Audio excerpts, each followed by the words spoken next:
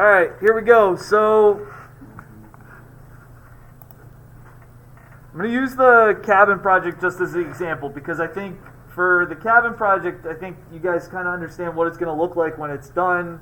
We all have been through it. We can see kind of, where we're going. You can almost kind of look ahead a little bit and kind of conceive what this thing's going to be in the end. All right? And I'm just going to put this up on your screen also too because then you can see things a little bit closer and it's not just up on the screen in the front of the room. Okay? So here's the deal. So we should be pretty good with the site construction and modeling the site. Some stuff that I was looking for there, I wanted you to do your best to attempt to model the topography. So that's the height and the surface of the land. If you had any other site features, I was looking for you to try your best to model that stuff. And then trees and plants and things like that. That's all important. All right? If there's any concerns at all with your site, what it looks like, its orientation, which direction your project's facing, anything to that effect, I would like for you to ask me that question. All right? That's one of those things where we almost kind of have to do some of that stuff face to face. All right?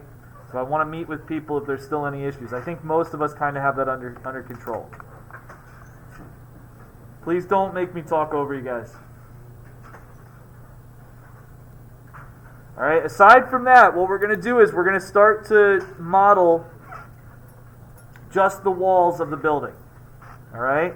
And I posted up on Classroom, this is going to be phase 3. So we're going to start with just the walls. We're going to try to get the size and shape of the building as close as we possibly can. We're going to get that in the computer.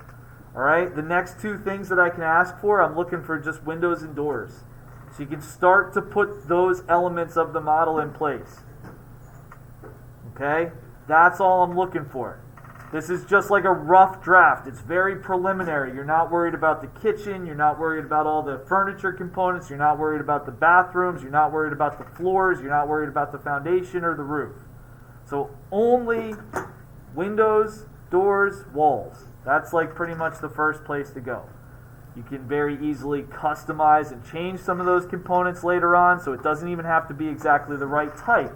But you can at least get a good feel for what things are going to look like, how big they're going to be, where they're going to go in relationship to each other. Okay? Can you please stop talking while I'm talking?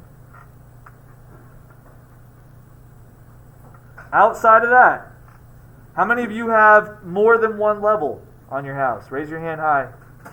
All right, that's quite a few of you. All right, so it's important that we also maybe start to conceive the second floor in relationship to the first. All right, so there may be multiple levels for your project.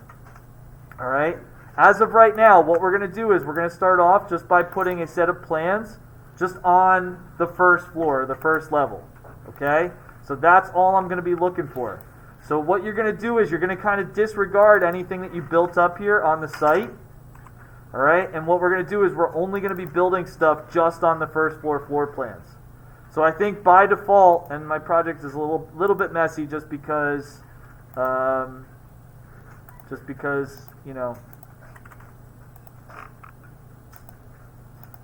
actually recycling something from prior. All right, so you should, I think, on your screen see something just when you get in there that looks a little bit closer to what you're seeing up here on the screen right now.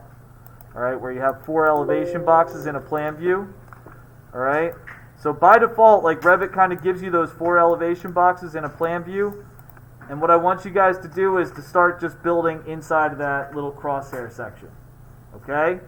What's probably going to happen is you're going to start putting some walls down on your first floor plan level. And they're not going to be lined up exactly with where they're going to go in the site. That's totally okay. All right? What we're going to do is we're going to take a step back after this phase is over. We're going to compare where your building is in relationship to the site, and we're either going to rotate the site just a little bit, or we're going to possibly just move around the footprint of your building just so it sits on the site a little bit better. Okay? But your plans, the plans for your actual house, kind of the way they're shown on floorplans.com or houseplans.com or whatever website you got them off of, all right, should kind of fit inside of this little space. And we want to keep that original orientation where you have the width and the height of the house kind of set up as defined or as shown in the plans. So I don't want you to overthink this one bit, okay? You're just going into your project, you're going right to your first floor plans, you're going to start with your first floor. When you get to your second floor and you're ready to put the second floor plans in, you're just going to go up to level 2 and you're going to put your second floor right on top of those first floor walls. The biggest thing, you just want to make sure certain elements kind of add up and stack up there. Okay? That's what's going on. Easiest possible way to do this, all right, is to take the picture that you see up on houseplans.com or homeplans.com, and you want to try to take that picture and bring it over here the same way you brought in that Google Earth image. All right, we had a little picture of the site and we brought it over to Revit. All right, so in the first floor plans, I want to try to grab that picture and see if I can steal it. Okay, that gives me a place to work. I don't have to just like sit here on the house plans and be working in first floor plan view at the same exact time. All right, so if I can just save that picture, that's awesome. Revit will allow me to import like a JPEG picture. I can steal something like that. That's fine. All right, I always keep my stuff just in the pictures folder just to be able to work with it. All right, but Revit will actually let me like take that picture and I can just drag and drop it right in here. All right, or you can do insert, import image, and you can just like actually go and locate that picture. All right, so that's like the best place to go. If you can't get that picture off of here because it's like kind of maybe protected or you can't get to it, you can still do a snip, and you can pull up an entire snip and you can just kind of take that picture off of there and we can save it. Okay, so you can save it as a JPEG. But the biggest thing, it really needs to be a JPEG picture so that we can come back and we can import it in there. All right? Once you get that picture in, you really don't need to be on homeplans.com anymore. You can kind of make just Revit a little bit bigger and you can start to work with your plans. The only problem here is, and I think a lot of you guys kind of realize this, or if you didn't realize it immediately, you're going to realize it when you start putting walls on there. This image is not to scale. Okay, so it's either too small or it's too big. So we got the same exact issue that we had when we brought over that picture from Google Earth. Okay, so my question is, how do I scale this picture so that it's accurate, or so that it's the right size?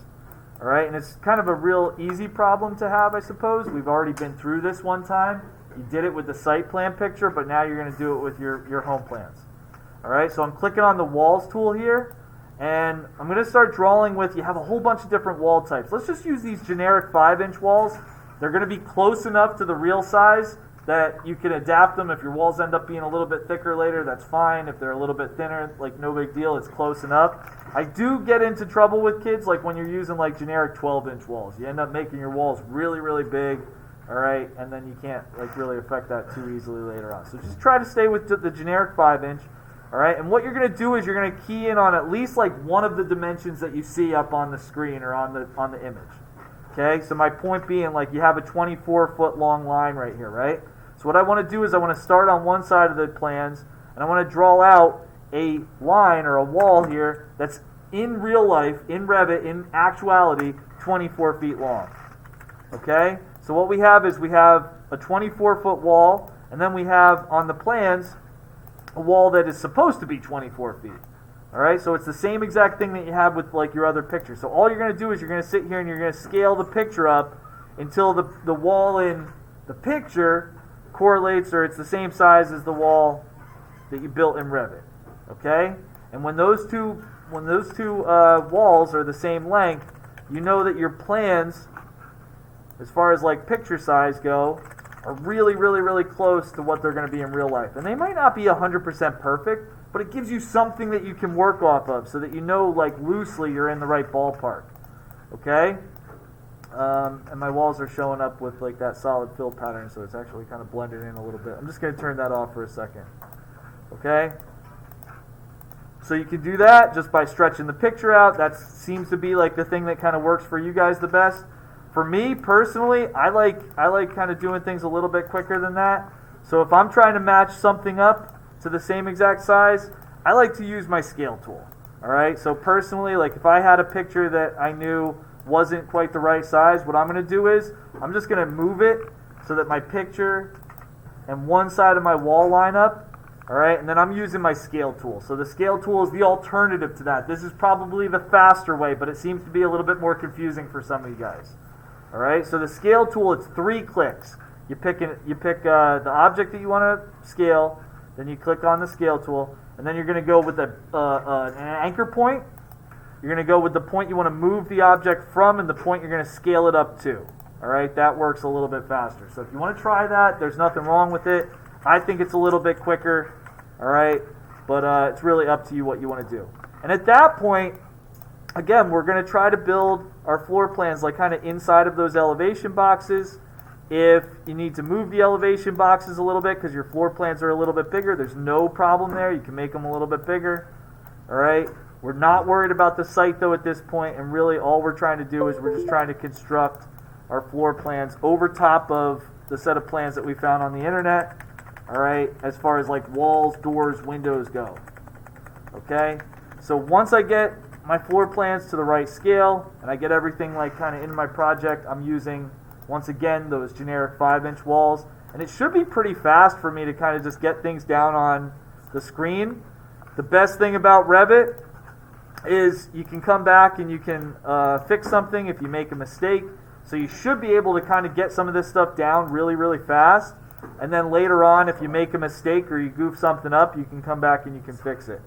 Now, if you look at the plans for the cabin, you guys remember when we worked on this the first time, all right? There was a bunch of issues with the cabin. Like the bathroom was really, really small.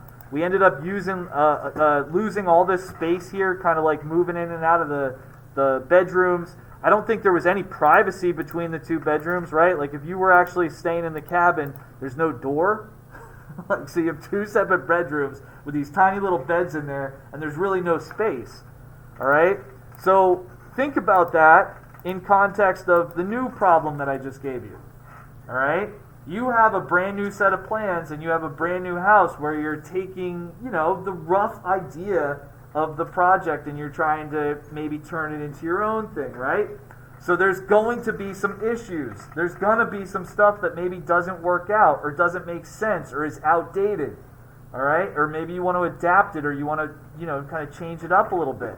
So in that instance, all right, if you see something that you would like to modify or change in your plans, my general thing is as long as you have a reason or you have a good rationale, you have a good cause for doing it, there's no problem with you changing things. Okay? Do you understand that? All right. We're using the set of plans off the internet, at least as a basis. What you do with it after that is up to you. All right? As long as you have a good sound reason or you have some logic behind it. I'm looking for you to put in just 5-inch walls, windows, doors, just as placeholders, kind of like starting to rough out the plans. I'm not worried about where your project is located on its site. Like right now I kind of have like some overlapping stuff going on. We're going to come back in a little bit and we're going to actually kind of reassociate the footprint of the building and the walls and the windows and everything like that with like where they're supposed to go, all right, on the site. So we're going to move stuff after we have it. We're going to move stuff after we have it kind of constructed a little bit closer. Okay, we're going to leave the site where it's at. We're just going to move the project around. All right, and that's it. That's really kind of all you guys have to do. People are going to have individual issues